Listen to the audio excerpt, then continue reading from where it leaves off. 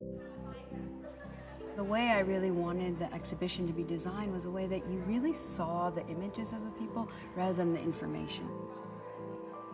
I really spent a lot of time talking to everybody in the exhibit, really learning about their life and saying, what do you do? What does your day look like from the beginning to the end? How do you feel when you're doing this? How do you feel when you're doing that?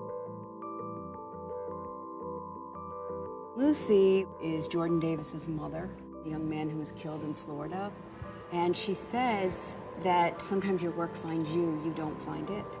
And I said, what's your work in the world? And now she is a national spokesperson on gun legislation. Sal Khan started Khan Academy. He started doing online lessons for a cousin of his in Bangladesh.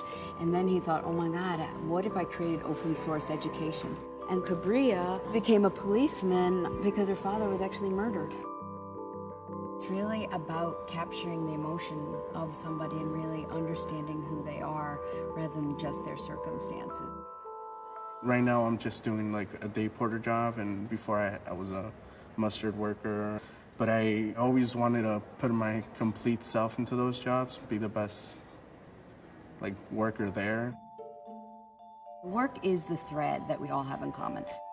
This photo exhibit is called Working in America. 24 working Americans talking about how they feel about what they do. Photographs from Pulitzer-Prize winning photographer Lynsey Addario.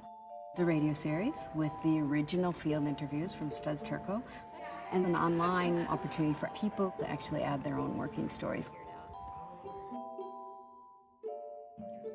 When she asked me about work, it was trying to figure out what that was, since I'm very young and very new to working. For a while I couldn't work because of the lack of documentation. I am an immigrant from Mexico. Rocky has experienced a lot of homelessness and a lot of challenges in his life.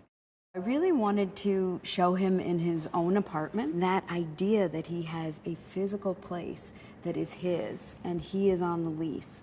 And I wanted to show him just going to work. On one hand, he's like everybody else. And on the other hand, he is the kind of young man you might pass and not notice. When did we stop valuing the worker, right? When did we stop valuing the person who actually does that job? For me, and coming from a kind of Jewish philosophy, responsibility is given to you by just being here. If you make your work part of that responsibility, there's a kind of seamlessness about the purpose in your life.